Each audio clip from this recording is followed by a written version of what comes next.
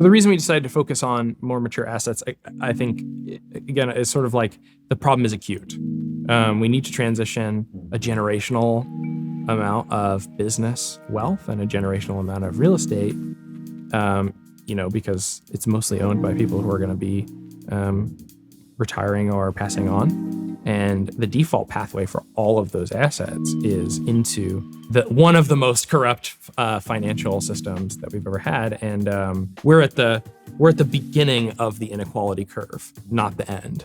And so if this problem doesn't get solved, it's going to be, I think, existentially threatening levels of inequality. Welcome to the Regeneration Will Be Funded. My name is Matthew Monahan, and in this series, we're exploring the intersections of regenerative finance, technology, and our living planet. Created with Ma Earth, you can find all of our conversations and more at maearth.com. Thanks for joining us.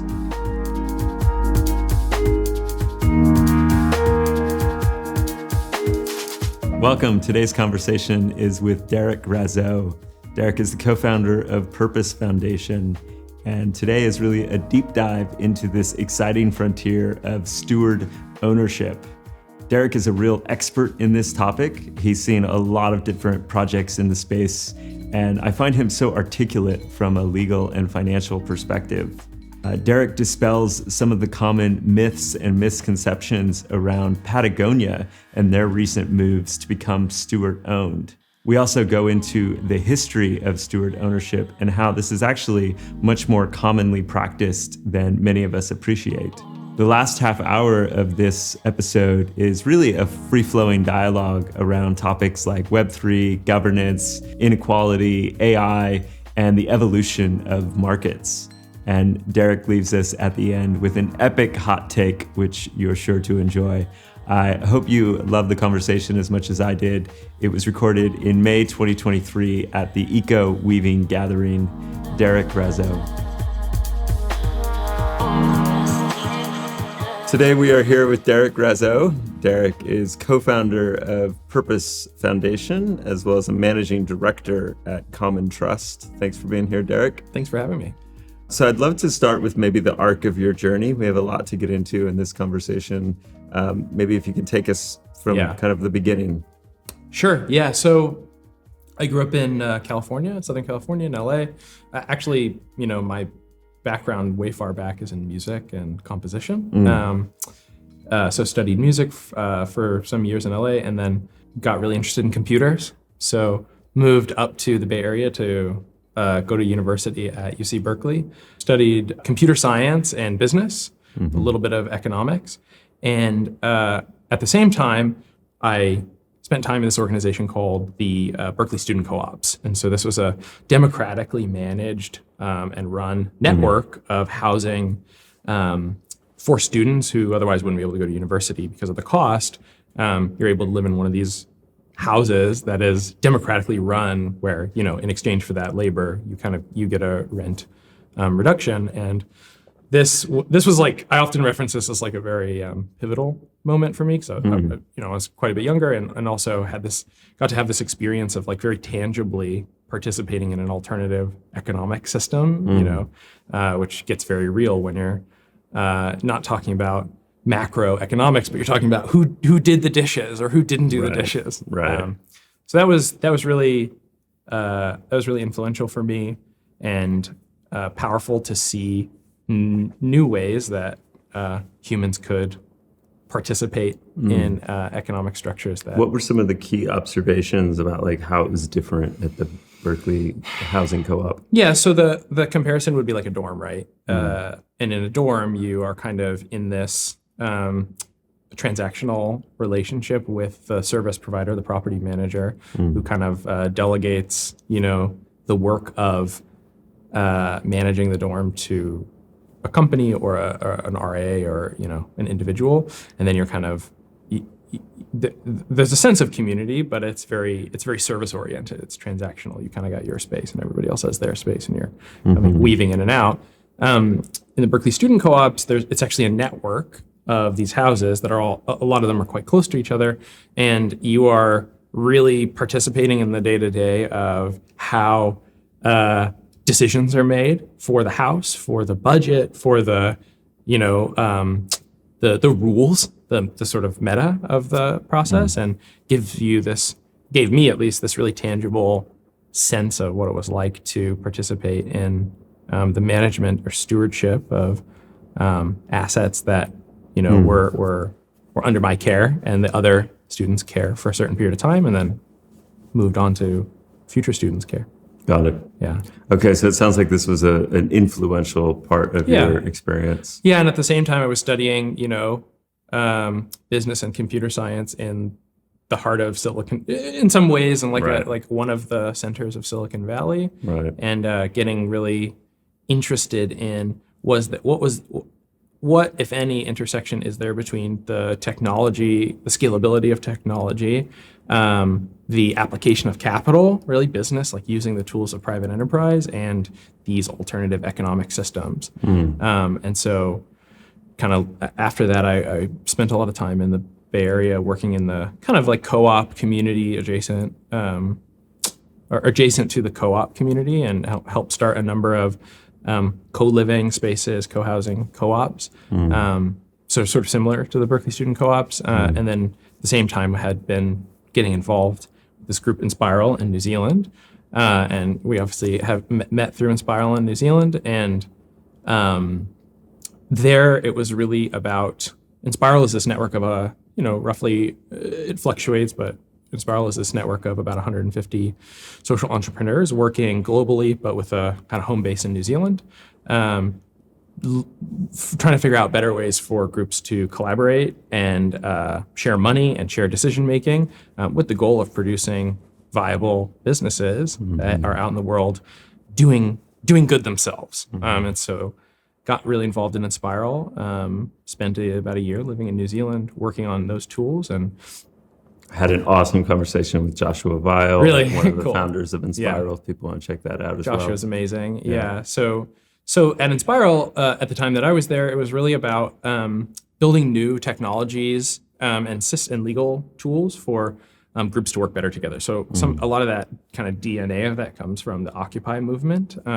So Lumio was one of the tools that I got the chance to work on, and that was about helping groups come together to make better decisions together. And then also Co-Budget is another tool, which is sort of a early experiment in participatory budgeting, but among networks. So in private networks of individuals rather than in municipalities. And we also got to do a little bit of experimentation with community banking functionally, complementary currency in that community. So that was super influential. And working on those companies gave me really direct exposure to the difficulty of aligning, aligning an organization that wants to do something good in the world with capital and with all of the governance and accountability and structural and tax and leadership questions that come with trying to build something new, and do it in a way that is structurally sound. And so that was a big journey, and got a chance to work with lots of folks in the US and internationally on alternative funding structures, and then I basically spent some time so left New Zealand. My 1-year visa was up at the time, and left New Zealand and spent a few years traveling with my now wife, and then got involved in working with applying some of the lessons from Inspiral and from these collaborative movements to direct consulting with large, mainly environmental NGOs. So, household name environmental NGOs, and really working with them to figure out, okay, how do we fund innovation in a collaborative way that acknowledges the distance and the knowledge gap between the global north and the global south. Huge problem for these large NGOs is, the size of the office in Switzerland is, 10 times the size of the office in a part of Africa with, a huge amount of biodiversity that needs to be protected. Right. So that was interesting. And from that phase, so this was all like me experimenting with theories of change. Yeah. Like figuring Yeah, I out, was going to say, like, the through line feels like you kept coming back to things around funding, governance, incentives, exactly. legal structures, what are, and obviously, like, Inspiral is somewhat characterized by this this meta trend around social entrepreneurship and cooperative and commons-based governance. But like, are there other through lines that like guided you? Were you kind of just following the scent of what you felt like was interesting, or what was the way that you chose which projects progressively to spend time on? It's a good question. I've thought a lot about it, but I'd say there's like two guiding principles. One is like, what area of impact is gonna, a question for me has always been, what area of impact is gonna be the highest leverage? So like, is gonna create the most good for the most people?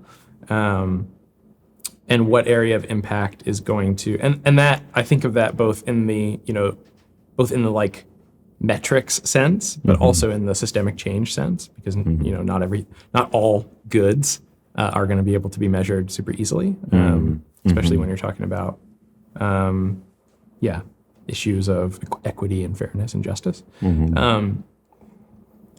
And the other thread throughout that journey has been, I think, trying to figure out like where the highest delta of my contribution could be. So what is my background? What's my interest set? What are the things that draw me in? And that tends to be more technical topics. So legal, finance, technology has been that's been another big thread, is finding the intersection between those areas. And I've now found myself a little bit in like a programming law type of role, but that's emerged from this exploration. Got it. Okay, so you left New Zealand, you were traveling around a bit, you were working with these environmental NGOs, then what? Yeah, so coming out of so I was kind of saying like these were all just like testing theories of change, like on those two principles, like how much impact do I think this approach is going to have, be it in spiral co-ops or these NGOs, and then also is this aligned with kind of my highest contribution?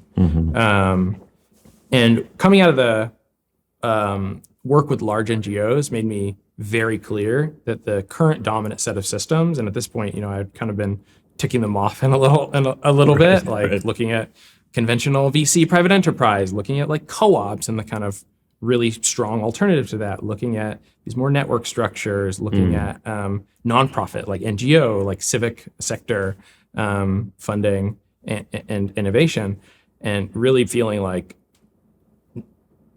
we haven't figured this out yet. There's none of these approaches are really going to get us to the type of systemic change that we need in all the areas that touches.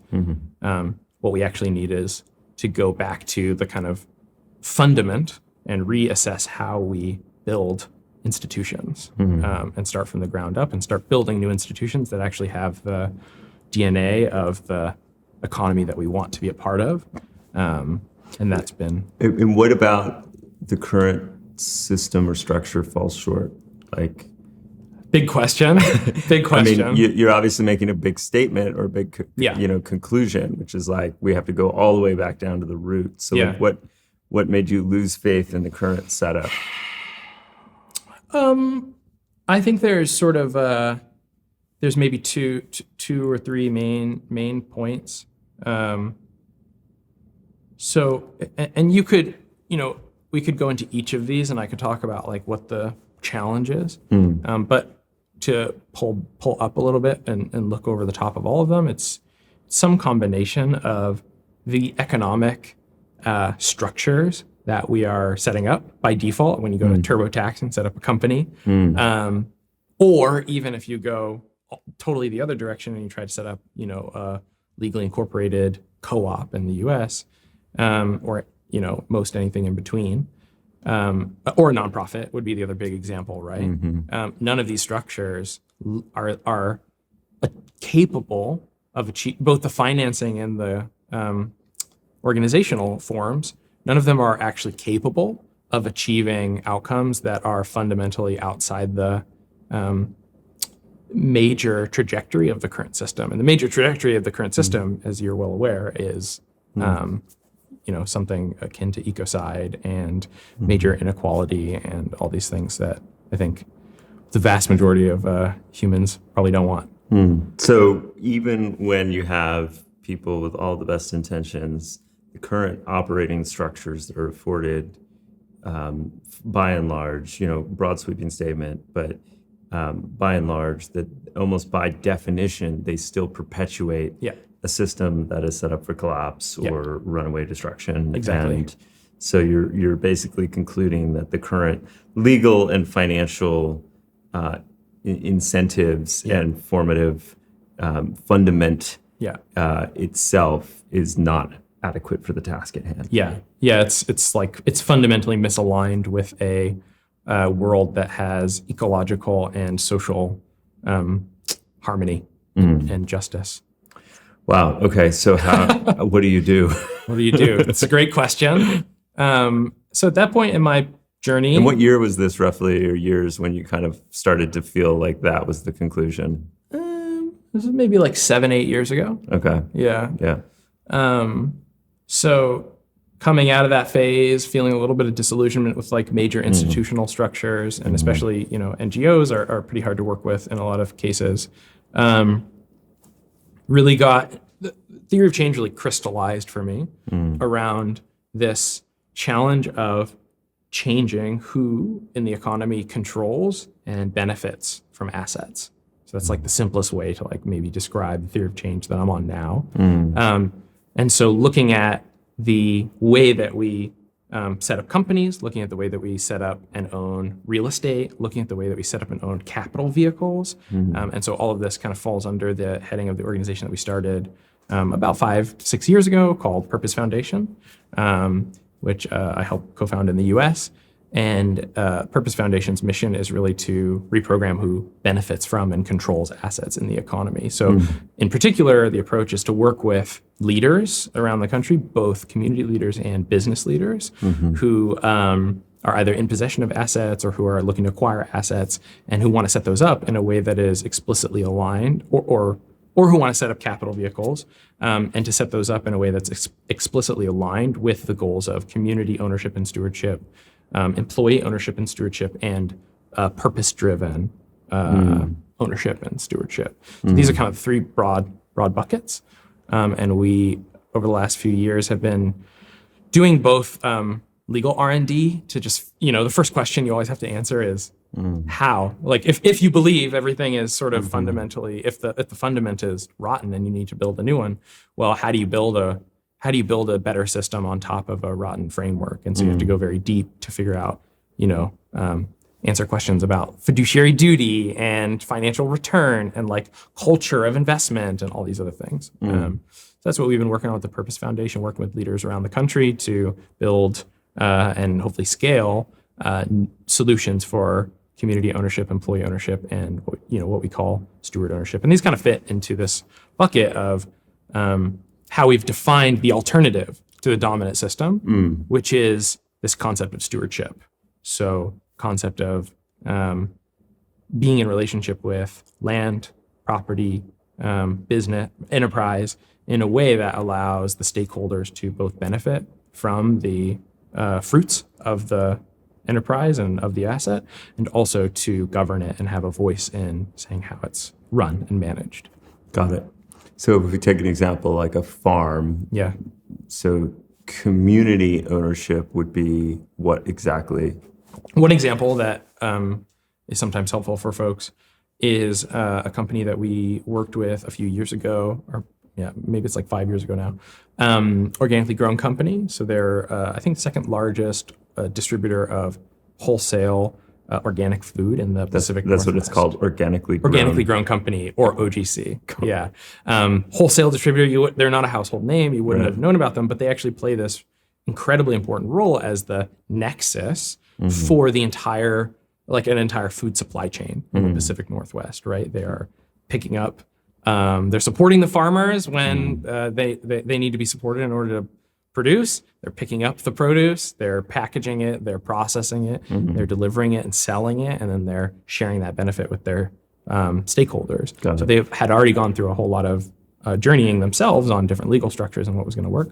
And 5-ish years ago, we worked with them to kind of do the ultimate transition of the company from a private enterprise into a steward-owned company, purpose-driven, purpose-owned entity, using a tool called a purpose trust, help them basically buy the entire company into this trust that is now the sole owner and governs the asset that is the company. It's a roughly $200-300 million company in terms of run rate, and has hundreds of employees and all kinds of stuff. So it's a very conventional kind of real world like manufacturing style company. Yeah. And now that is now wholly owned by this trust, and the trust is governed by the collection of stakeholders who are in that supply chain.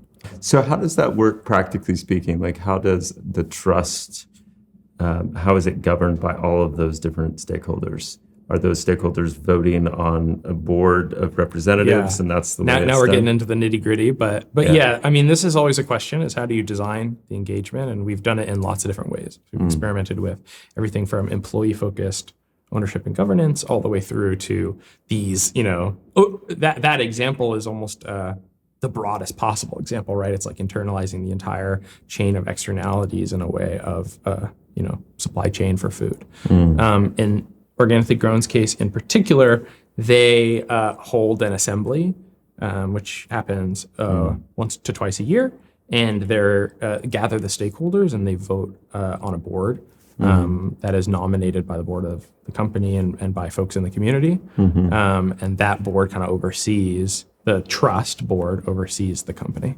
Got it. So it sounds like going back, so Purpose Foundation is looking at these 3 pillars of community, ownership, stewardship, of employee ownership, stewardship, as well as the actual purpose. The purpose-driven ownership. Purpose-driven kind of stewardship aspect of it. Yeah.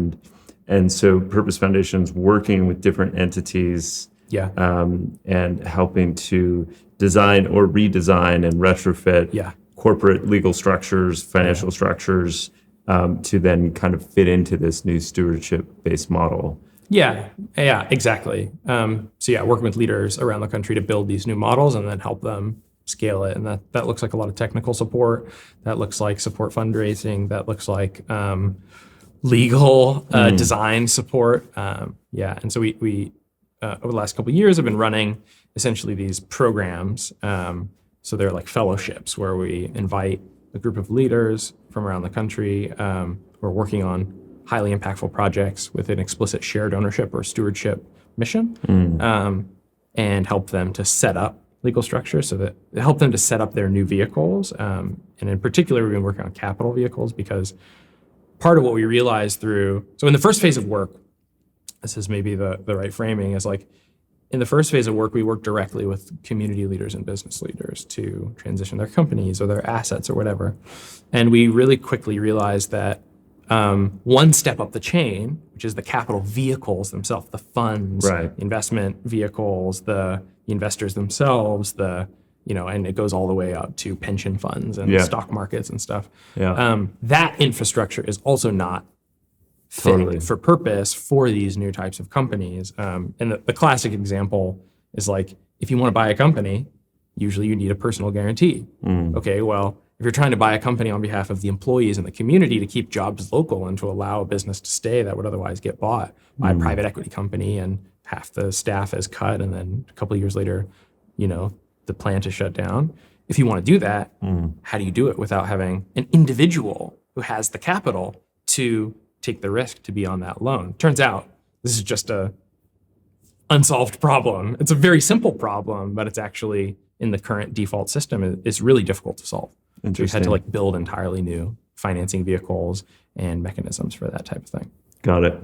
I mean, it's hopeful to hear the experiences you've had with so many established organizations. My experience of being in the kind of social enterprise, impact entrepreneurship space tended to be more at the startup level. And a lot of the theory of change was like, hey, before, going off and building this new entity, get the DNA right, get the incentives right at the beginning. And I still feel like we haven't really done that great of a collective job, which is one of my rants against some of the Web3 stuff. Yeah. In terms of, some of the incentive structure at the base level. But it's certainly improving in terms of there's more of a conversation around this. But once you have an established organization, it's so hard because you have entrenched investor interests. Like, how do you, even talk about something that's like purpose without scaring everywhere and into like, okay, that just means make less money. Right, exactly. And then, when I did work around benefit corporations as well, there's just all sorts of stuff you run into of like, oh, well, these types of investors can't invest in these types of things, or public market access, would have this as an issue. You have to have this type of return structure. Delaware law, Nevada law, subsidiary law over here is not compatible. It's like that, like you said, like you quickly realize that the institutions governing the money and the financing are not really well designed for these alternative stewardship-based models either. Yeah. I mean, my hot take is like they're not well designed, period. Right. Or if they are well designed, they're well designed for a specific set of purposes that are sort of antithetical to what we need right now. Right. Yeah. So I know there's no silver bullets here, but like, what are some of the key? What are the silver bullets? Solutions and silver bullets that you've come across? So key solutions. It's a great question. So maybe I'll back up a little bit if that's okay, because I think that it's worth highlighting the point you made about our choice to work on mature assets as opposed to sort of new companies like startups. We did a lot of work actually with startups. We our sort of German counterpart for the Purpose Foundation has a startup fund. It's working with I think now at this point like hundreds of companies to transition startups. One of the reasons that we moved away from that in the U.S. is culture of capital is not super conducive to these types of things, and in fact. A lot of what we want. What do you mean by that? Culture of capital is not conducive. I mean, the obvious answer is just like VCs don't want to fund something that has an alternative structure, and it's interesting because it's not a. I'm not trying to polarize and say like VCs are bad and co-ops are good or something like that. It's literally just that in the legal system, risk equals cost. And that's the intuition that a lot of venture capitalists have, and it's not wrong. It's there's a degree to which you incur cost when you add complexity. In this case, it's like you add governance to a startup, and you have to govern the startup. Right. And so we found, while we had some success on a number of these projects, like in particular, we helped set up a number of these sort of beneficiary trusts, which are, kind of bolted on to a startup that say, hey, this startup is working on this technology and it's intended to benefit this community. We're going to bolt this kind of like trust on. It's going to have a board seat and it's going to have some economic benefit. And that works well. It's a little bit like an employee ownership plan, like most startups have, but for another stakeholder group. So that works well, and that's kind of the solution that fit in that ecosystem. But we just kept finding again and again that the problem is so much more acute for mature assets. Right. If you are the owner of a multi-unit building and you want to sell it in a way that is not going to displace the people in the building, you literally don't have an option. It's not so much that there's multiple options and you have to choose between a couple. It's really not, like, it hasn't been possible. So the first phase of our work has been all about making it possible. So making it possible for startups who want to do that type of thing, making it possible for these real estate projects so that they can have community ownership, making it possible for employees and key employees and managers to also buy companies. Got it. Okay, so that kind of covers off that point of the culture of capital in early stage side. But then you were drawing a broader point around the focus on the mature assets. Oh yeah. So the reason we decided to focus on more mature assets, I think, again, is sort of like the problem is acute. We need to transition a generational amount of business wealth and a generational amount of real estate, because it's mostly owned by people who are going to be retiring or passing on. And the default pathway for all of those assets is into one of the most corrupt financial systems that we've ever had. And people think that, we're at the beginning of the inequality curve, not the end. And so if this problem doesn't get solved, it's going to be, I think, existentially threatening levels of inequality. Yeah, I really love the work of Agrarian Trust. And they do something similar from a different lens, but one of the quotes that Severin Fleming, one of the co-founders, always went back to is that there's 400 million or 450 million acres of farmland changing hands this decade. Yep. This huge generational handover of the land assets just in the United States. Yeah. And like if we get that right, and if we get that wrong, like it just makes a huge, enormous, imprint on the future. Yeah, so we started seeing this opportunity really clearly about 2 years ago, because they're very similar stats about private enterprise, right? So 3 in 5 businesses in general, small businesses in the U.S., meaning less than 500 or 1,000 people. 3 in 5 of those small businesses are going to seek a sale in the next decade. Most of them are owned by baby boomers, and that equates to about 51% of the U.S. GDP. Wow! And those, the entirety of private equity deals and broker-led financing deals, will cover less than 5% of that economic transition. Wow! So, this isn't. It goes from being a this versus that problem of, we can offer you a better type of, we can offer you a better type of mortgage or whatever. It goes from being that to being like, these businesses will literally shut down and close by default. 95% of these small businesses, that's like the path that they're on. Wow. They say the Exit Planning Institute released a report that shows that only 2 in 10 business owners seeking a sale will succeed. So that kind of gives you a sense for the scale of the problem. And that's just in the business area. And that insight really led us to launching Common Trust, which we started about 2 years ago.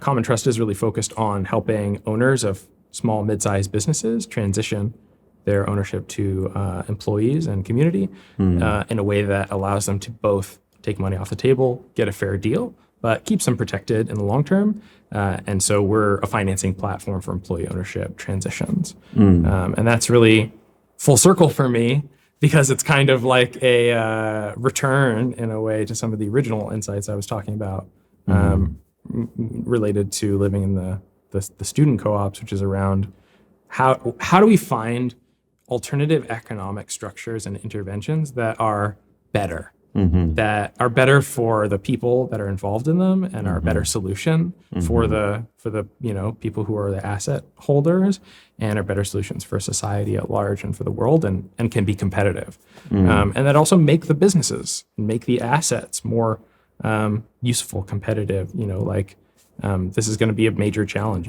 When you buy a business or a property or something, you need to reinvest. It doesn't need to necessarily grow in the infinite financial sense, but it needs to be competitive, and it needs to stay on target, and it needs to grow in a holistic way. Right.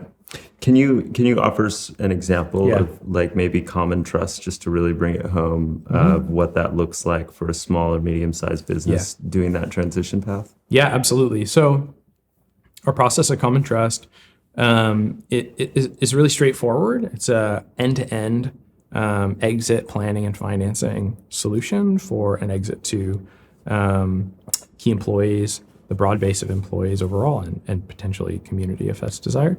So the process, basically a business owner comes to us and sees us online usually and says, hey, I want to exit.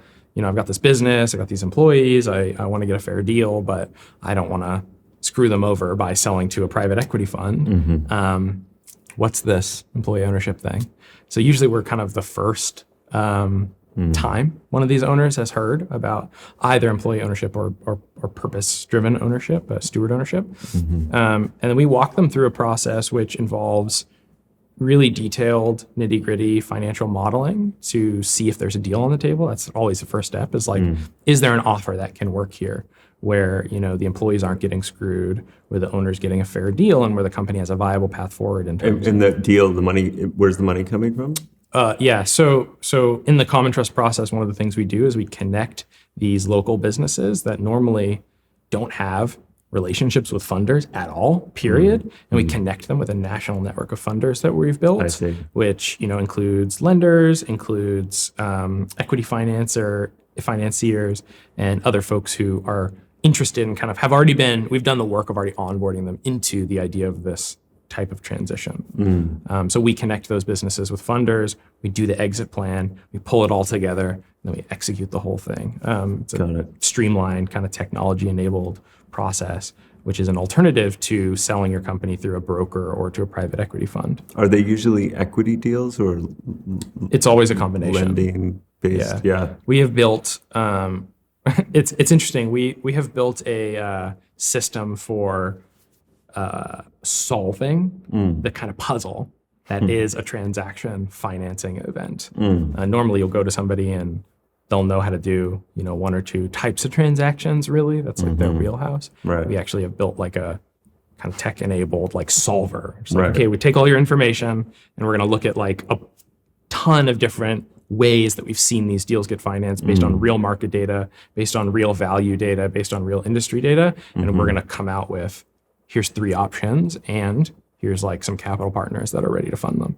Got it. Can we walk through an example of like one that's been done?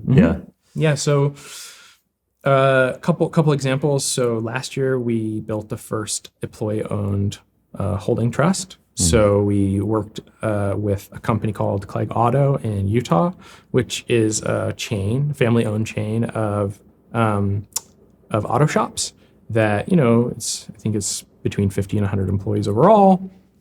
They have, been very relatively profitable. The business owners in the family have done fairly well, but they've been very also generous, and we're looking for a solution for transition that was going to keep their values intact. It's owned by 2 brothers.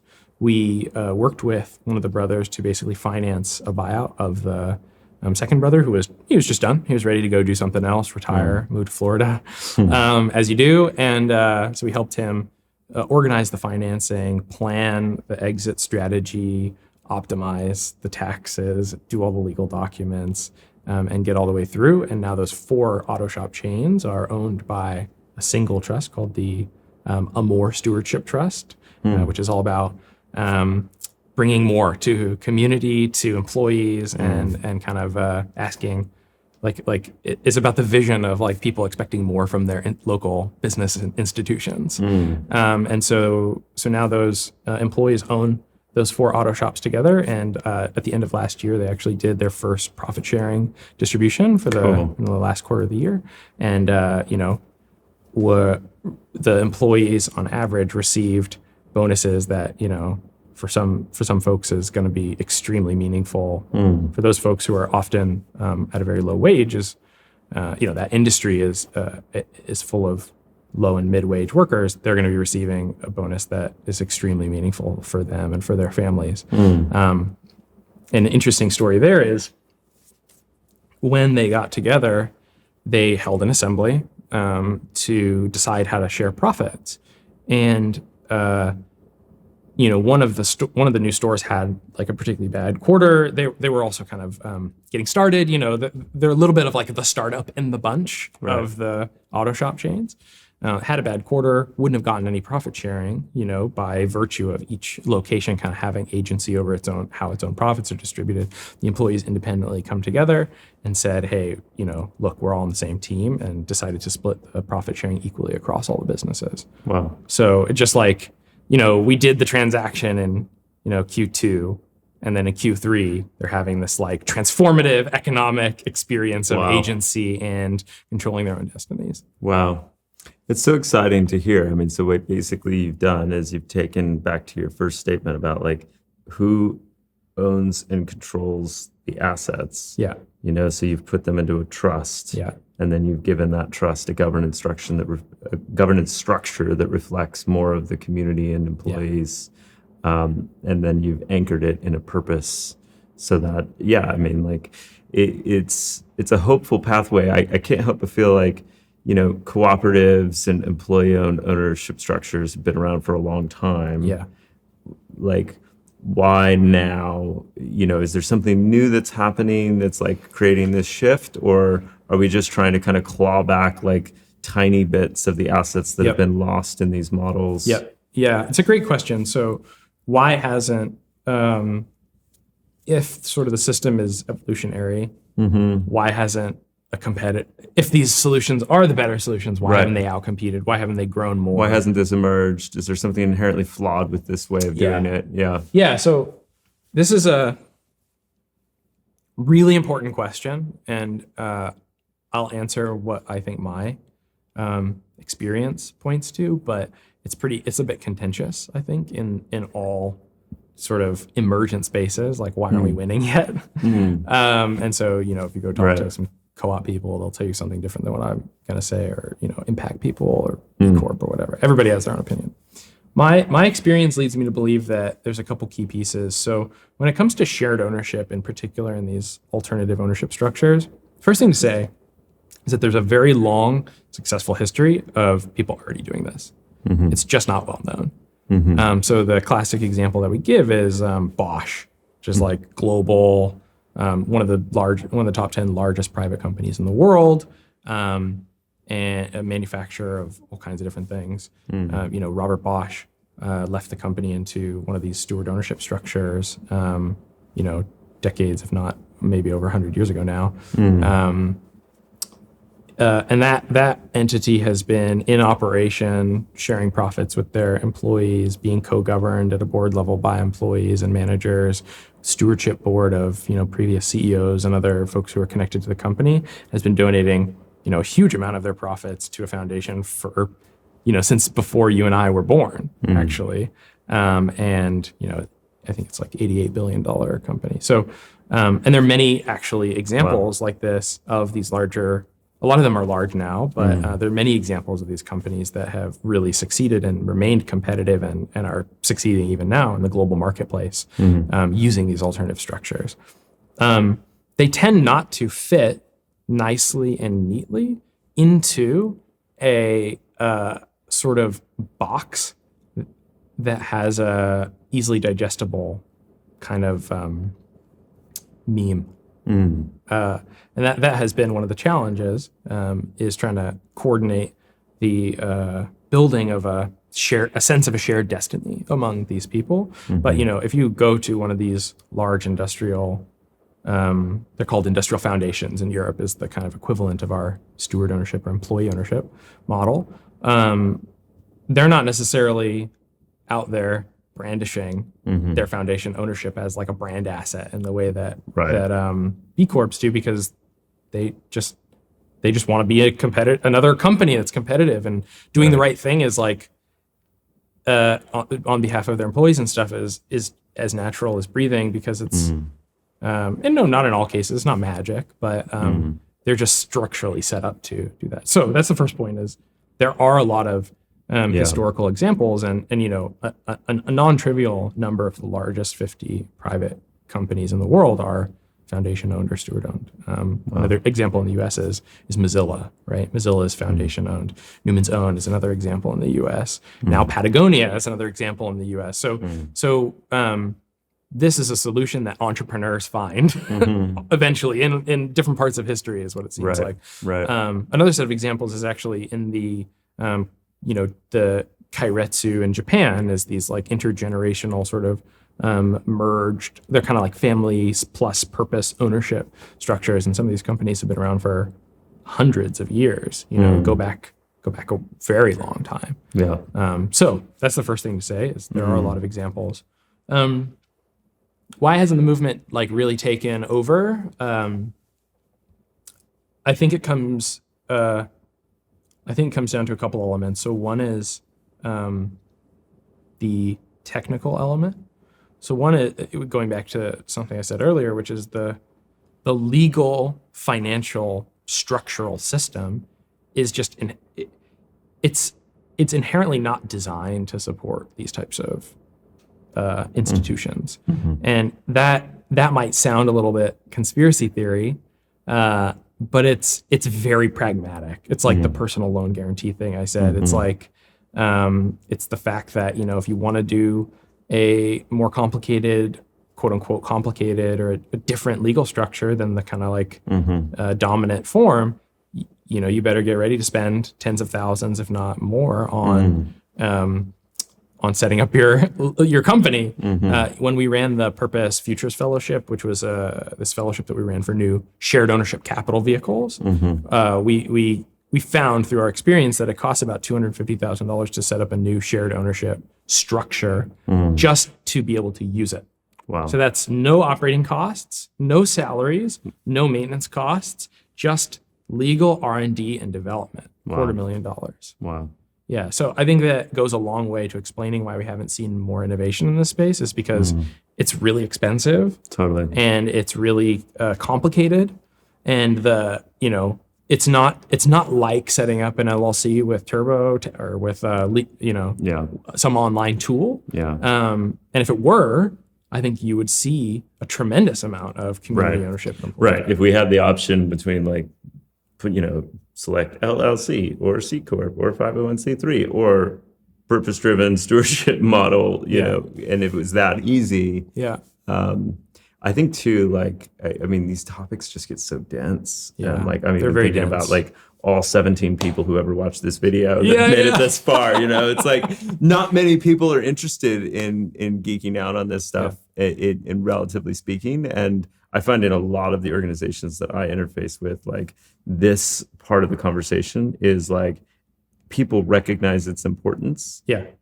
And all kind of wish they had someone that could actually go focus on it and do it and set it up. So it makes a ton of sense to me that Purpose Foundation and Common Trust, why you exist and the role that you play, because you need trusted, third-party, helpful, purpose-led, mission-aligned partners to kind of handhold across the complexities, who also have a pattern and understanding and track record of we can meet you on this and do this transition. Yeah.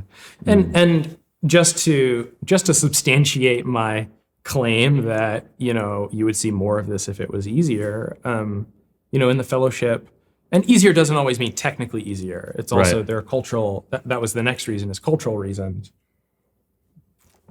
And I'll give the explanation of the reason, and then I'll talk about the example. But so the second reason is cultural, and the culture challenge is on all sides. The culture challenge is the culture of investment is, driven by the return structures of funds, is driven by the benchmarking of even larger funds, is driven by confusion about fiduciary duty, all these things. So that's on one side, and then on the other side, you have communities and owners who just do not trust the financial system. Totally.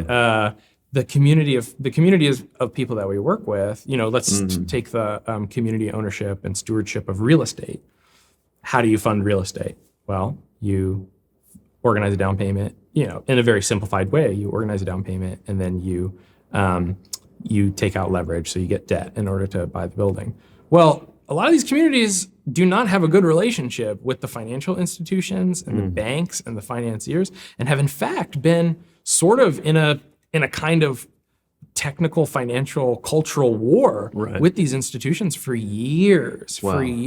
And so just getting a community to process all the trauma associated with these financing institutions so that you can raise some money to have a fund. Totally. And the harm that has been done to them by funds that were funded by these institutions are unbelievable and illegal in a lot of cases, right? We're not talking, this isn't like fun impact side project. This is people's lives. This is keeping their homes in a community that they've been in for, decades. And so those communities don't naturally interface culturally with these institutions. And in fact, they just need a lot of support to both understand, because they're not, why would they be finance geeks? And they need support to also understand enough to be able to say, yes, this new institutional structure, I can say yes to it because I believe that it accords with my values and is actually going to give is actually going to like work for me and is not going to be another bait and switch. These communities have also been bait and switched a lot by national programs that promote homeownership and then put people in vulnerable financial situations. The list is just endless. And an example is of just like how latent the demand is for this thing is an organization that we worked with called City Lights Viva Urbana in Boston. It's a part of our Capital Purpose Futures Fellowship to help communities set up these capital vehicles. We worked with them for about 10 months in that fellowship. The fellowship was about a year long. We worked with them for 9 or 10 months on really just talking, really just understanding, getting some ideas about what it could look like, showing examples, like equipping their leaders, right? We're working directly with their leaders. So we're not the ones presenting this to the community. The community is co-processing and sense making about it. And, we worked with them for like 9-ish months. And there was a point at which they decided, yes, we're ready to move forward. We understand, we think we get the details, we've got what we need. They gathered, their donors and supporters, and were able to raise $60 million in, 30 to 90 days to set up a fully community owned and stewarded, the largest single acquisition land trust in the country. Wow. Completely community controlled and financed by their network. Wow. So that happened very fast. Yeah. But it was 10 months of it's 10 months of relationship yeah. building and the deep design process so that people feel ownership is not just a legal term. It's this sort of emotional, psychological feeling, and that takes time. Nice. I love it. I know you've thought and worked a lot on this kind of perpetual purpose trusts, PPTs. Yep. Can you tell me a bit about that? Yeah, so all the examples that I've been giving in this conversation have sort of under the hood, the technical hood, use this structure called a perpetual purpose trust in the US. It's a emerging favorite structure for folks who are looking to set up these, long-term ownership, purpose-driven ownership structures. And again, that can mean community ownership, that can mean employee ownership, that can mean mission-driven ownership for mature social enterprise. There's kind of the three main categories. And the PPT is a legal vehicle that really comes out of the estate planning space. So in a way, it's kind of appropriating the tools of the wealthy to enable communities to own and control the assets that are being operated in their communities. And on their behalf. So really simply, the way that I like to explain the purpose trust is the simplest version of it is it's an agreement. So it's an agreement between the different parties to a transaction about the terms of how an asset is going to be, what the reason an asset exists is, so its purpose, how decisions are going to be made into the future in accordance with that purpose, and how to make sure that everyone is legally and financially protected, both from a liability sense and also from getting a fair deal. How is everybody going to get a fair deal? And that means different things in each of those, in community ownership and business ownership, et cetera. But the trust is an agreement that the stakeholders, the relevant stakeholders, are making about the future of an asset and its control and benefit. So what makes these perpetual purpose trusts different from conventional trusts? Why choose this structure? Yeah, over like a land trust or a family trust or something like that. Yeah, so the perpetual purpose trust is we're going to get a little bit into the weeds here, so I hope that's okay, but it's a agreement that has at its core this purpose statement. And the purpose statement is a lot like the mission statement of a company or the values, but it's legally enforceable. And so historically, interestingly enough, the purpose trust has been used a lot for like, wealthy families will set like a purpose trust up in case they pass away to like take care of their art collection, right? So it's it has been used in this very specific kind of niche set of ways, and it's only just in the last few years that we and a bunch of other folks around the country have been just repurposing them for these more kind of mission-driven, purposeful ownership structures. So the reason to use them is that they're customizable, they're flexible. Sometimes they can have tax advantages because there's all kinds of interesting tax stuff that you can do with these trusts, and they provide a liability vehicle for communities that protects them and that also protects the financiers. So we're able to kind of give everybody what they need.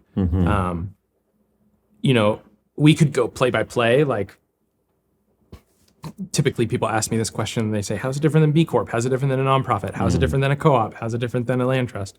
And each of those, there's a slightly different answer, right? But ultimately, I think usually what it comes down to is the flexibility and customizability, and not being, and the purpose trust being a private structure that affords communities and employees who are going to own these assets the agency that private owners have. Whereas with a nonprofit or a land trust or some of these other structures, you sort of strip out the agency on some aspects of how it can be managed in order to comply with the, say, nonprofit status, the co-op status. Totally. Yeah, that's fascinating. That's one thing I've definitely seen, is that the nonprofit law is very well intentioned, but does strip agency at times from the maneuverability to even just do the right thing for the right context, because you're trying to adhere to kind of rigid rules. Yeah. Sometime in the next couple of years, somebody will write a New Yorker piece about the nonprofit transition crisis, because the same exact thing that's happening with real estate, land, and private businesses is happening with nonprofits. We have nonprofits coming to us all the time, interested in demutualizing or becoming for-profit entities. Right, because they can't find funding, or because their leadership needs an exit, or both? Because they can't find funding, and because a lot of nonprofits have ended up with a scale of private enterprise being owned by the nonprofit that they were not prepared for. And so they're governed as this kind of almost grant making, like, even if they don't make grants mainly, they're governed with the structure that has grant making and the nonprofit operating model in mind. And what they really need is a model that actually allows them to be competitive and reflexive in a market while protecting purpose. Wow, interesting. So, I mean, some people, when they hear things, especially like what you just mentioned about roots in estate planning, you brought up the Patagonia example. I think like some of the, common critiques of that, or skepticism, is that it was, oh yeah, that's fine, but look how much avoided tax, took place, and this was really just a tax maneuver. So how would you kind of respond to that thrust of skepticism that a lot of this is just about tax minimization? Okay. So it's really important.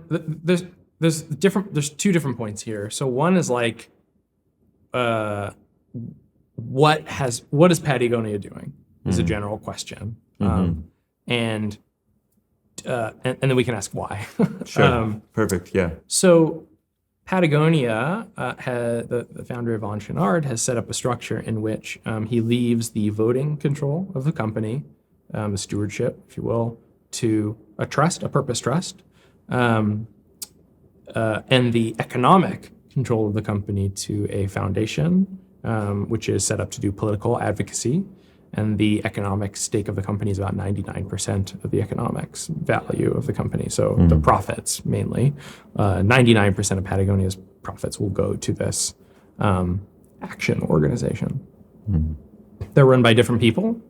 The company still has a board of directors and still has a CEO, but the trust that holds the voting shares has its own board. In this case, the Patagonia Trust, as far as we know, and it's a private entity, so it's to their discretion in terms of how much they're going to want to share, and I suspect they're going to want to share little bits over the coming years. Like I can see why you wouldn't want to release your documents, but the Patagonia Trust has, as far as we know, some of the family members, basically. So I think this is part of where the contention that comes up for people is, wait, isn't this just a tax avoidance maneuver? You're putting your family, you're putting your kids on the stewardship board, and this nonprofit looks an awful lot like a family office that's just going to do donations. And I think in some ways that's a fair critique. And I think that it's very important to hold some parts of that critique. Like, we do need to move past dynastic family ownership if we want to solve the problem that we're trying to solve here.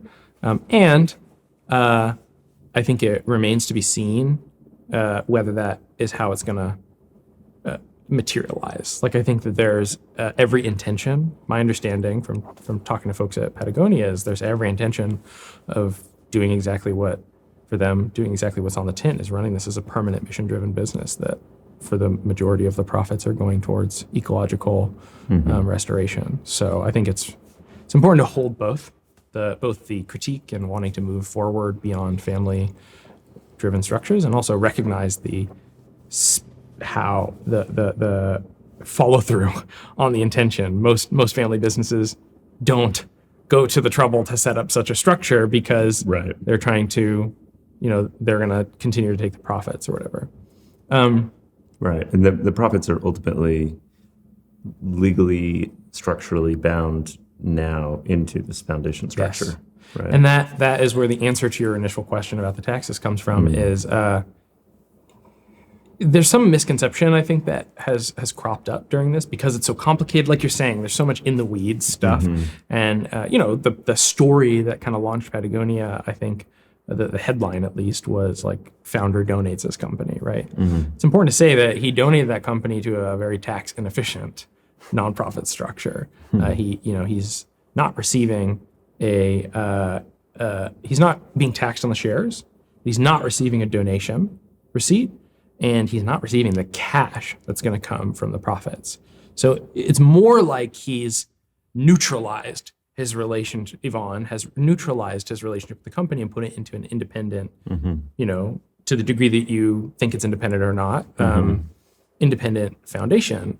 And that is a very generous thing to do. And he's not actually taking away, put it this way, if I was designing that transition from scratch, and all I cared about was optimizing taxes, there's about 100 ways that I could do that much, much, much more optimally. So they chose a relatively tax inefficient structure for their setup because it's really, like I said, it's built with the best of intentions. Nice. Well, that's great to hear. Yeah.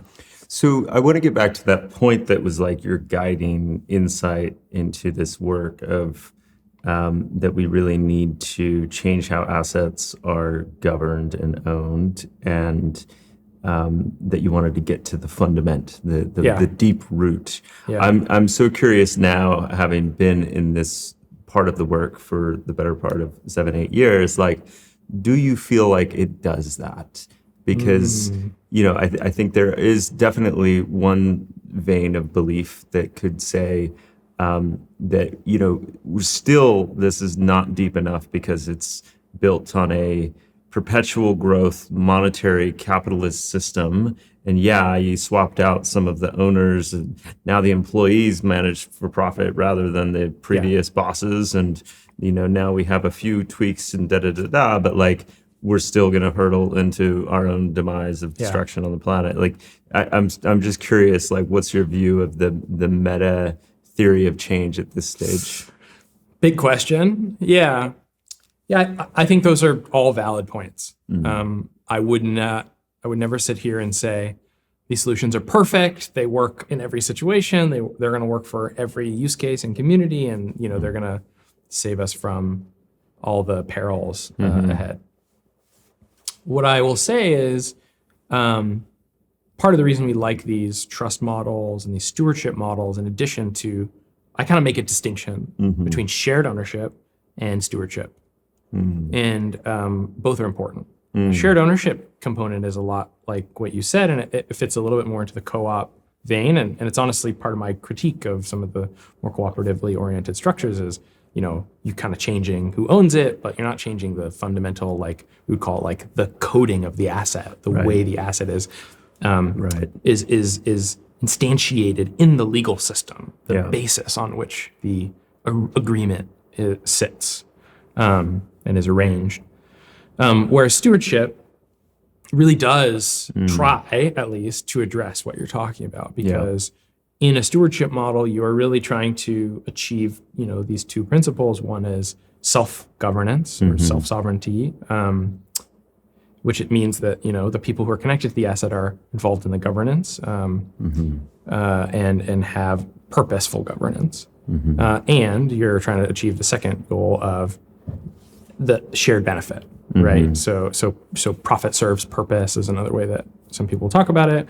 But, these correspond to control and benefit, and making sure that control and that benefit on both sides is shared among the stakeholders.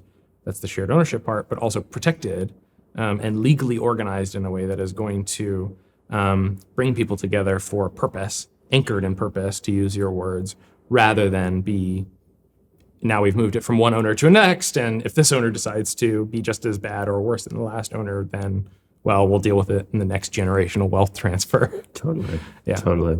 Yeah, I appreciate those distinctions. Yeah, and I do think that key reframe of ownership versus stewardship is something that we can all take from this conversation. I think, there seems to me like there's going to be a continued role of enterprise, and that has different models and different nuances to it, and it seems like you're solving for a lot of things in that stack. And I think there's probably other more transformative things to solve for in the stack of where we currently have a paradigm of ownership of nature, and how that stewardship transformation looks. Certainly what we tried when we've done this restructuring with Mongaroa Farms, and got to the fundamental legal structures in New Zealand, was trying to move as much away from the idea that the land could be owned by any private individual or private company. And I'm sure you realized how difficult that is to do, right? It's extremely difficult. The financial legal system doesn't really support it well. Right. And, especially when you're nested within liabilities into the United States legal system by nature of being a citizen, and how do you build the right kind of trust structure? And I think we have done pretty well. I mean, we're ultimately in a charitable trust. We probably aren't as strong yet on employee governance. Sure. Although we do have, the core guiding principle of the trustees of that entity or the directors of that entity being people on the ground in the community doing the work. But I think there's more in terms of these assemblies and kind of these kinds of things that we could do better. But I think it's important maybe just to highlight how amazing that is. It's really difficult to, you're very stoic and humble about it, but it's really difficult to do. It's and I like to think of it, every time we talk to somebody who has set up one of these structures, even years later, they're like, oh, we have so much more that we want to do. We have so much, there's all this, we have so many ideas about how we can make this better. And I think it's important to think about economic and social systems from a developmental lens, right? Just these things are not static. They're not. They don't just exist in the same form for the next 10, 100 years. They're evolving, and so I think we need to both capitalize. We need to both lean into the urgency of the moment, both around ecological restoration and around mass civilization ending levels of inequality, and we need to lean into the fact that there truly are no silver bullets, and these are going to be developed over time, and I think we can do both. Yeah, absolutely. Okay, I'd love to, kind of make a bit of a turn into the Web3 crypto space and ask you, what are you seeing there? How are you experiencing the tool sets and experiments around DAOs and tokens and all of these exciting or problematic new innovations as it relates to your world? Yeah, such a good question. I've been following, I guess my context here is I've been following the crypto space very closely for many years. One of my previous co-founders actually, like, in the co-op that we lived in, he was like using the co-op servers to mine Bitcoin, while he was like doing the network management. So it's been in my orbit and in my thinking for a long time now. Long time relative to the crypto space. Right. I think that crypto broadly has given the kind of new economy and conservation space like a lot of really great gifts. And it's sometimes hard to see that because the frothiness of it is so hypey, and it feels there's a lot of vaporware, there's a lot of genuine fraud. So it's like there are sort of monsters in the forest, as it were, but there are also these like oases of like of gifts the crypto space has given us, and the biggest one is just expanding our imagination about what's possible of decentralized economic governance management models, right? I think that's a huge gift. It's just like moving, the conventional way to say it is like moving the Overton window is really helpful in this space, because having more people thinking about it and doing work on it and doing legal R&D and like trying to implement things and hitting roadblocks and Coinbase suing the SEC, like these are, to speak to the previous point, if you view the whole of the system as this developmental entity that is evolving, one of the most constructive things that it can do is evolve new capacities, involve new spaces for imagining possible futures. And I think crypto has done that in a big way. It reminds me of what Joshua Bile said to me many years ago. He said, I think this crypto stuff is going to unleash just a much higher velocity of governance experiments, and that will be one of its big gifts into the world. Totally, yeah. There's also critique there, which is like a lot of crypto projects have, expanded our imagination on the vector of maybe what's possible in terms of technology of money, but really fallen short of, I think, what I and a lot of people were kind of really excited about in some of the early days of really functional decentralized governance, more equitable distribution of economic return and control, and really like impacting the real world, which is a thing that I think has fallen out of favor, I think, a little bit in the crypto space, where it's like, who's doing there are people working on like tokenization of real estate and stuff like that, and those are almost like niche projects in the crypto world. In the crypto world, I feel like it's there tends to be a much stronger focus on virtual assets as like the core. I think that's for obvious reasons, because it's easier to build a bridge to a virtual asset than it is a real world asset. But real world assets are in the real world, and are valuable to think about how to do in decentralized ways also. Right. So I think that's an area that, and again, I love that you just evoked laughter from our cameraman. It's the first time I've heard him make a peep in 43 interviews. So well done, Derek. Yeah, great. Yeah. Perfect. So I am really, I'm excited for the potential of what crypto can mean for real world assets. I think there's also peril there. So it's going to be an interesting journey as more of those systems come online, because those systems are really hard to build. Totally. They're less of the focus of the space. But I think that you'll see a lot of value flow that way, and you'll see a lot of value in those experiments, hopefully in the future. Yeah, it seems like the failure of crypto to make a meaningful dent in real world asset space, or to touch the everyday lives in most interactions for people, I would attribute that failure in part to just sheer development time required to get the tooling right. Like, we're still at very base level, like totally, layer 1, layer 2 infrastructure. How do we not make it cost $100 for every transaction? How do we speed things up? How do we create privacy? And so there's maybe the hype hasn't matched the promise, or the promise hasn't matched the delivery. But I think that's somewhat a function of time. Like the internet didn't come around in 1999. The internet was under development for decades. Yeah. Before it really reached Yeah. a maturation stage ready for everyone. So like Ethereum is what? Important to say, though, that the internet is really broken.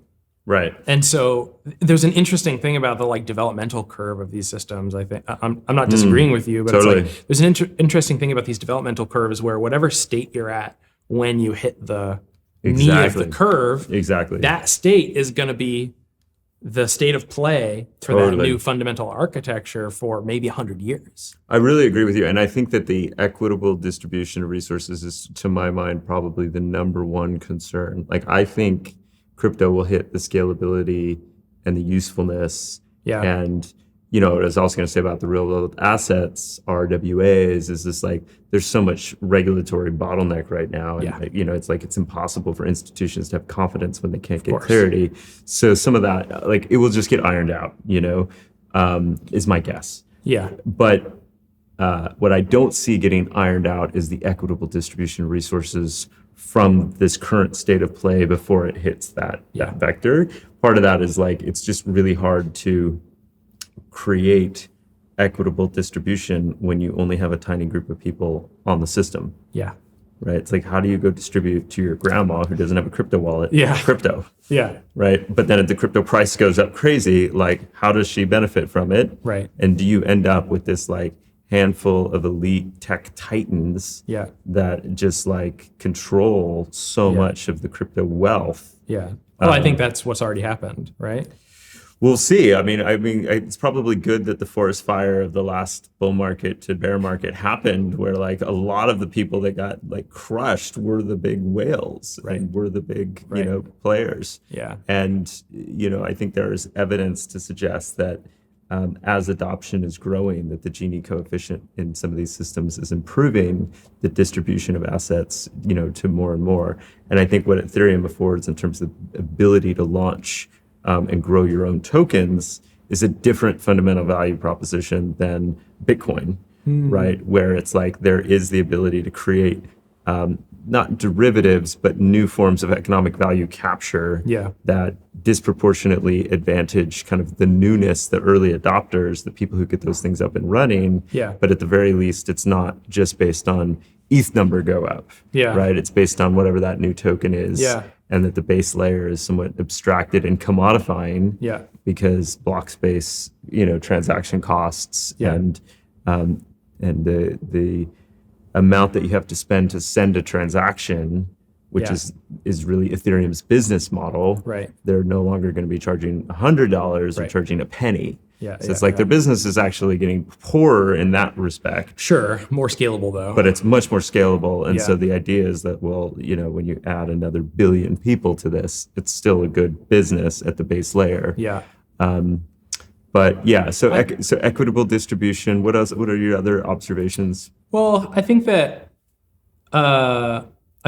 maybe it's interesting to like double click on Ethereum because I think that Ethereum is probably the most impressive mutual value system created in the last maybe 100 years. I would agree with that. And I think it's really important to highlight that.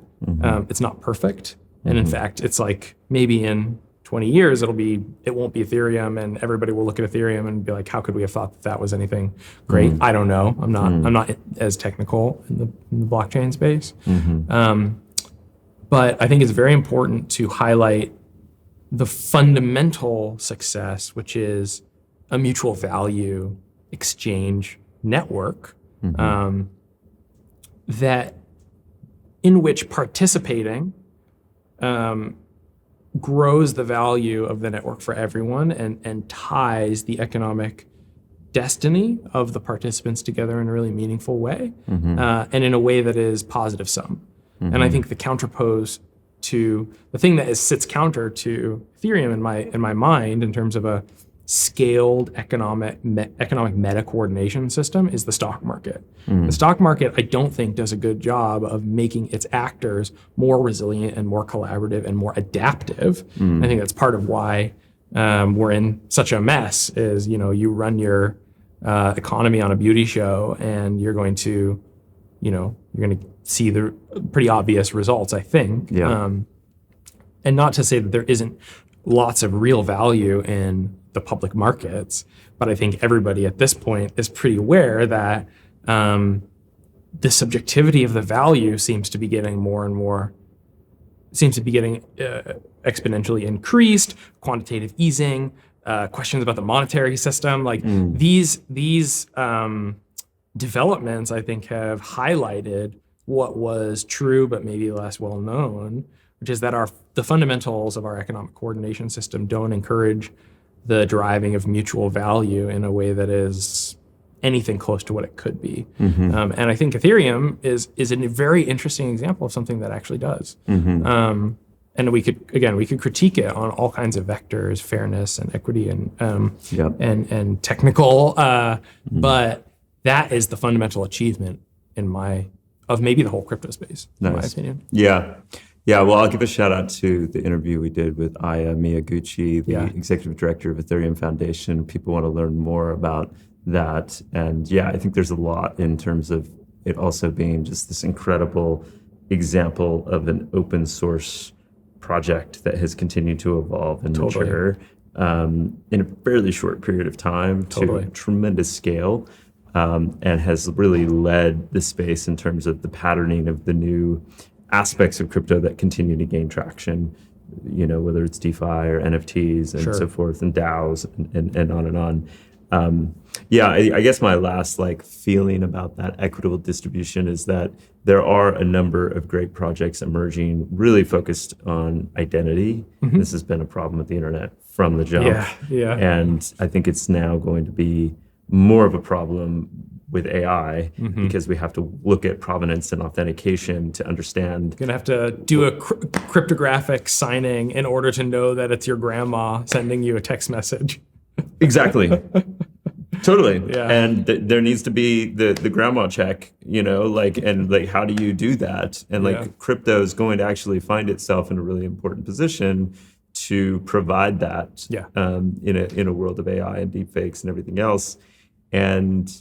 But when you crack identity, and whether it's done through webs of trust or, KYC, AML with as much zero knowledge, proofing underneath, or whatever are the identity standards that emerge, it also solves for UBI. And I feel like there's going to be little drag and drop token distribution models where new companies that are creating tokens or new projects or new whatever are going to be able to implement different variations of universal basic income that helps to address the distribution of assets in a more equitable way. And there's also going to be all kinds of interesting game theoretics that I think will drive the adoption of Web3, where people will start to realize that disproportionate rewards to early adoption means I should go get into as many of these. We saw this a little bit in the bull market in 21, where everyone started to do all kinds of stuff because they wanted an airdrop. Right? I think that was just happened in 2017 too. I wasn't as tuned into that. I mean, it was ICOs back then. It was ICOs, But I just think that we still are just seeing the early examples of what behaviors might go into a mass scale. And I'm not suggesting that this is all going to be healthy or good. Sure. I think it's going to be really cringe, actually. But it's part of why I think it will gain adoption faster than what most people appreciate. Yeah, I mean, I think I really appreciate your, you have a really good sense for these as a person who's been working on technology and businesses for a long time, I think you have a really good sense for where the traction is going to come from, where the and just how powerful network effects are is really, really true. And the default scenario, right now, I think if you include the whole system, including crypto, including central banks, including all these things, the default scenario includes some role for these mutual value networks, and for this new monetary ownership, identity infrastructure. And I think there will be a lot of really difficult questions to answer as we go about the rollout. Like you said, economic distribution is a big one, but the other one is control. And I think there's that is a space where I feel like there's especially in the crypto space, there still needs to be this imagination leap away from, functionally like variations on the stock market, but with like a little bit of a tweak to the voting weighting. Like these systems are very archaic and are not going to produce fundamentally. I don't think we should expect them to produce fundamentally different results by tweaking the knobs a little bit. Right. If we make it just based on who has the most tokens gets the most votes, we haven't really changed the system. Yeah, I mean, and you could take that further and say like, is voting good? Is voting a good idea? Like one of my favorite like hobby horse rants is to like ask people who are really into alternative voting structures to go read Arrow's theorem. And, this social scientist won a Nobel Prize in the 50s for basically proving that, in a formalistic sense, proving that, fundamentally voting systems on the whole don't well represent the preferences of their participants. Interesting. And so quadratic voting, for example, is a way to massage that. But I fear that we're actually missing the bigger point. The bigger point is like, it's not a good, like we may need to shift the paradigm of how we even think about governance and management and collaboration to be a little bit trite about it, but we need to shift this paradigm in order to solve some of those problems. There may not be a solution in the light cone of better distribution of voting points. There may not be a solution in that light cone that actually solves for the problem of effective and functional decentralized governance. Yeah, fascinating. I mean, I think that what gives me hope is that you can plug different ways of expressing these voting systems or delegation systems or governance systems based on the purpose. You might have a foundation-like structure that does it one way. You might have a enterprise-like vehicle that does it another, and you say, this is token-based governance. This is one vote, one person. Sure. This over here is delegated to a committee, and here's how we're going to do it. But increasing the velocity and the network effect of the ability to do the same tooling, and then also the number of experiments that can happen because you're in digital land. Yep. So it's just like so much faster. Rapid experimentation. And then, DAOs, and then you're like 24/7, you're permissionless, you're global. Like it's just so how does that, getting back to like, are we evolving? Are we creating evolutionary pathways? And then you also have transparency, right? So it's like, it doesn't cost $250,000 to go down a legal process to set up some of these things, because it's like you're pulling in primitives from a pre-existing open source toolkit. And then you're able to launch and iterate much faster. And then you're getting cultural norms fed back to you through your participation of like, oh, that's how it works over there in Uniswap land. Well, this is what we're going to do over here, Yeah, I think it's an amazing point, is like in this like list of gifts that the crypto space has given other kind of social initiatives. I think this point is an important one. It's like with some of the work in the default legal system, one of the big concerns I have is like, it's not clear that building a new structure meaningfully reduces the cost of building the next new structure. So like we've built this employee ownership trust model, that is kind of ours. It's very scalable, right? It's legal documents functionally, and like know-how and stuff like that.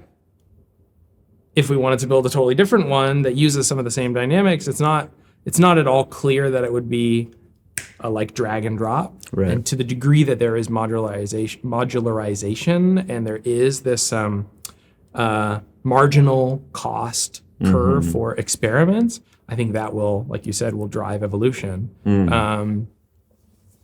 I think evolution can be punishing, right? As we've seen, some corners of the evolutionary tree are more dangerous than others, and I think there is this question about like, if we expect there to be a knee of a curve somewhere in the future, what is the thing that we're going to just kind of accidentally get because we experimented and iterated? And my concern my concern on the vector of these like increased experimental rates is that I just don't think the experiments are very bold. Right. I think there's a lot of really weak Yeah. experimental thinking because the downside, the other side of what you're saying is, great, I don't need to think about how to govern my decentralized community. I'm just going to pull it off the shelf. Right. And it turns out that the person who pulled it off the shelf pulled it off the previous shelf. And it turns out that person pulled it off the previous shelf. Totally. It turns out that the person before that was just like trying to code something up. And so, replicated the existing dynamics of the stock market. Yeah. Do you know what I mean? Like 100%. It's a two-way street, or it's a double-sided sword. Yeah. I would really agree with that. Yeah. That I think that we could definitely use with a more bold imagination and depth of experiment. And I think also, the cultural context in which crypto is coming into the fold tends to be characterized by a particularly younger generation that have been particularly influenced by gaming culture, particularly more indexed to male, and in particular jurisdictions and cultures, and when you do that, you are also absent some very important lenses and perspectives, and one of those is more of an ecological lens, right? Which is part of the reason for this whole interview series, is right. to try to bring a little bit more bridging between those communities, because I think in the absence of that, we still are going to be, facing a climate crisis. Right. It's like, great, we have crypto, it's scaling. Who cares if we don't have a planet to live on? Yeah. So how do we actually make sure that we're thinking about the context that we find ourselves in the broadest sense? Totally. And the technologies that we're building and how the two are in relationship. And certainly, AI is now front and center going to be another part of this context. Absolutely. And I think crypto is only just beginning to kind of ask itself, important questions about, the pros and cons of what it's just created. AI can use, I saw a take the other day, which was just runaway AI on the blockchain type of scenario. Well, there's definitely that, because you have the cryptographic security and the decentralization, so no one could turn the damn thing off. Yeah. Right. But then you also have things like, well, what kind of money would AI use? ACH or crypto, right? We won't even be able to stop, right? So AI could gain economic power and agency. Yeah. Very rapidly, and we won't be able to necessarily do anything about it because we're playing these little crypto Ponzi security games to ensure this network exists for the runaway. So it's it's certainly going to be a space to watch.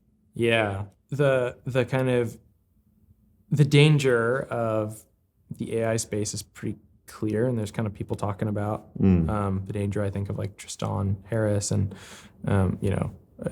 it's a big conversation, I think, what's the danger of AI? And in the context of a very fragile info democracy, I think those are serious existential issues that need to be addressed very directly and quickly, hopefully.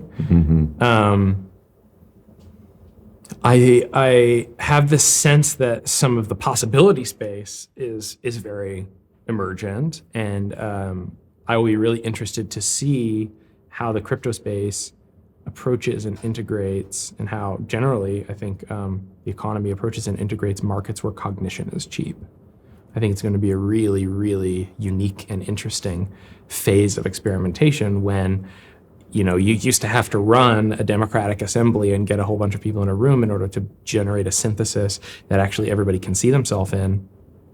That, it turns out that may be very doable, I think, within the sort of, even if no more AI technology develops, today, GPT-4, I think those present some very fundamental opportunity to shift the way we think about markets, the way that markets and exchange works, because the current paradigm that we use is a sort of price signaling paradigm. There's offer book, and there's these offers and responses, and you get this kind of emergent price signal, which as we know, is a signal, is not necessarily, it's not a representation of underlying reality necessarily.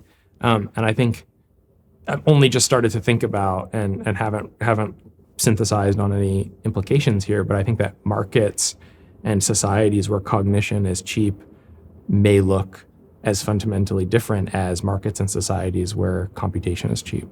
Interesting. Well, maybe that'll be a good season 2, part 2 series that you and I can do. This conversation, I really enjoyed it. It wasn't nearly as spicy. I was expecting like lots of Derek hot takes. Do you want to leave us with any, bit more spicy hot take action? Just like something to riff on. Yeah, I mean, maybe my least popular hot take among people in the tech space, I think especially, is there's this worry about like runaway AI destroying the world, and it's a niche worry, but it's gained a lot of press, I think, especially recently.